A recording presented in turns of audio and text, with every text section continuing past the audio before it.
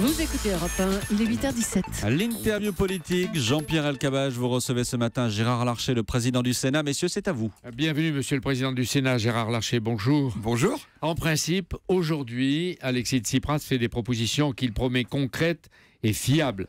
Cette fois, est-ce que vous croyez ces promesses, vous ? En tous les cas, tout dépend des propositions concrètes, réalistes du gouvernement grec. Tout ça n'a que trop duré. Ça fait des sommets de chefs d'État et de gouvernement de dimanche en dimanche. Et maintenant, il faut voir. Et c'est ce que nous attendons de la Grèce. Et il faut maintenant que le Premier ministre fasse ses propositions. Mais le Premier ministre grec, mais hier à l'Assemblée, on a entendu le Premier ministre français dire que la France fera tout pour que la Grèce reste dans la zone euro. C'était un Manuel Valls, plus grec qu'un grec. Oui, en tous les cas, il faudrait que Manuel Valls comprenne cette exigence. Et surtout, il nous paraît tout à fait essentiel que l'axe franco-allemand, qui est la colonne vertébrale de tout cela, soit réellement préservé. Oui, mais on n'a pas vu fonctionner là, et que nous ne donnions pas le sentiment. On est face à 18 pays en dehors de la Grèce. On a le sentiment que 15 sont vraiment lassés des atermoiements grecs.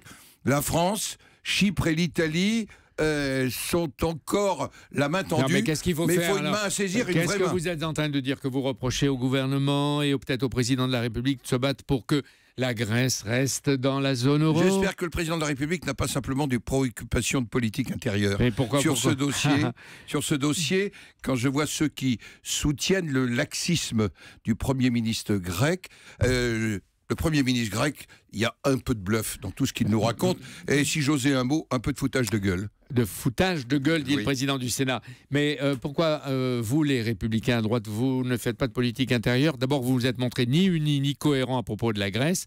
Je pourrais énumérer la position d'Alain Juppé et de Xavier Bertrand qui veulent la sortie de l'euro, d'autres veulent qu'elle y reste. Bruno Le Maire, lui, a choisi le silence. Et Nicolas Sarkozy a pris une position plutôt modérée, mais avec des conditions.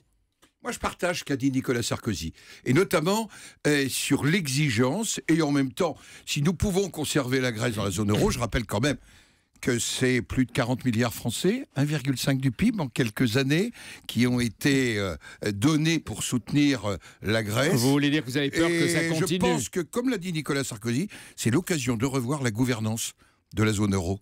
C'est un point que je partage, et c'est un sujet de fond. C'est-à-dire qu'il faut aller vers plus d'Europe que plus de nationalisme. Vous savez, moi qui ai commencé dans un doute vis-à-vis de la monnaie unique, c'était il y a bien longtemps. Je pense qu'il faut aller vers la convergence fiscale, la convergence sociale, dans la convergence d'un certain nombre de législations. Alors vous allez tuer les Grecs. Mais est-ce que ils n'en payent pas. Justement, parce que là, il faudrait qu'ils payent beaucoup. Vous vous servez dans la droite et chez les Républicains, parce que vous dites la gauche, la majorité fait de la politique. Mais est-ce que vous ne vous servez pas de la Grèce pour critiquer François Hollande? Non, regardez les journaux d'aujourd'hui. Nous regardons le dossier grec en nous disant que l'Europe a besoin d'une vraie impulsion. Et que cette impulsion, une fois encore, elle ne peut venir que d'un langage franco-allemand qui soit commun et non pas discordant. Christian Noyer, qui est membre de la BCE, nous alertait hier, ici même. Il disait, si dimanche il n'y a pas d'accord, il y a risque d'effondrement de l'économie grecque, de chaos et même d'émeutes. C'est un message pour le Premier ministre grec. Il faut qu'il prenne ses responsabilités. On ne peut pas s'appuyer sur le populisme d'un côté et de l'autre côté conduire son pays dans le mur en klaxonnant. Ouais. S'il y a accord, Manuel Valls promet un nouveau débat, mais cette fois avec vote à l'Assemblée nationale. Vous, si j'ai bien vu, vous demandez avec Didier Guillaume, qui préside le groupe socialiste au Sénat, un débat sur la Grèce au Sénat. Vous voulez un vote aussi? Hier, nous avons eu un bon débat au Sénat.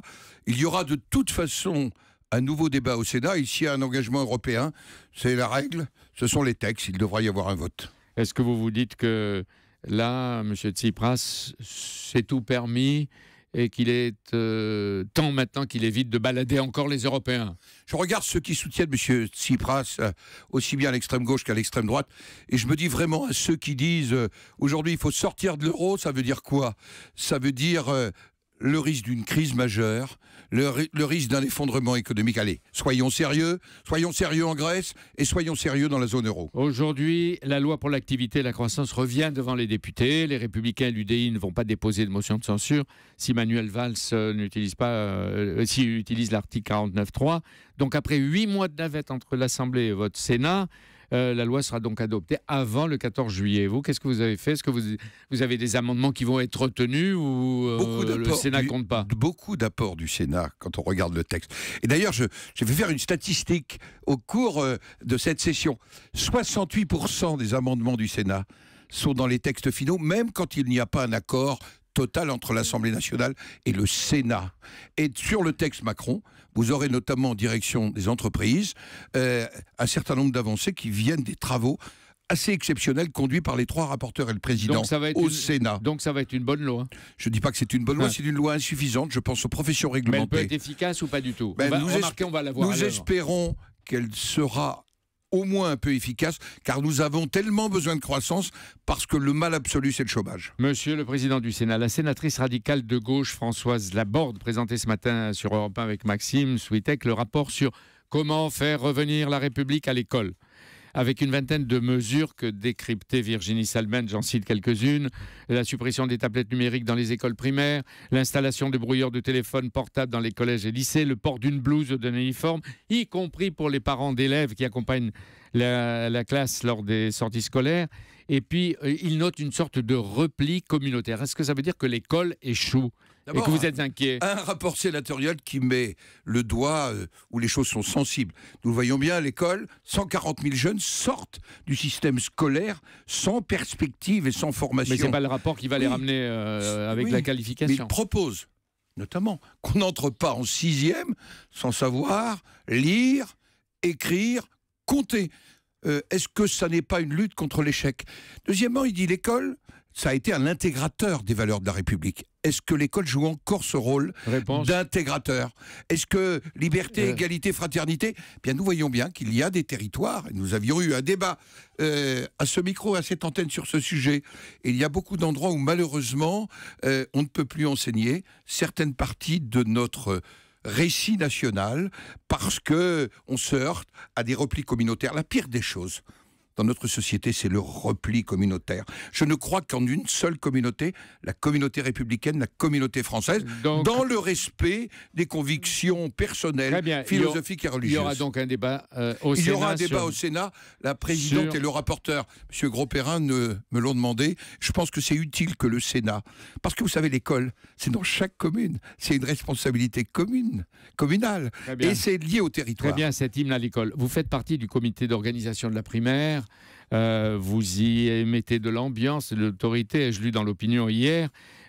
Aurez-vous vraiment 10 000 bureaux de vote? Bien sûr, il y a une charte des primaires et nous aurons l'organisation de primaires, et ce sera une organisation de primaires qui sera une organisation transparente, sérieuse, solide, pour que tous les Français qui se réclament de la droite et du centre puissent s'exprimer et choisir le meilleur candidat. Avec les exigences de la procédure, 20 parlementaires et 250 élus, Gérard Larcher, est-ce que vous prévoyez combien de candidats? Oh, je ne suis pas encore dans les prévisions, c'est pas mon rôle, mais je pense qu'il y aura au moins 5 candidats et sans doute un candidat du centre. 5 candidats, dont le candidat du centre ou en plus? En plus.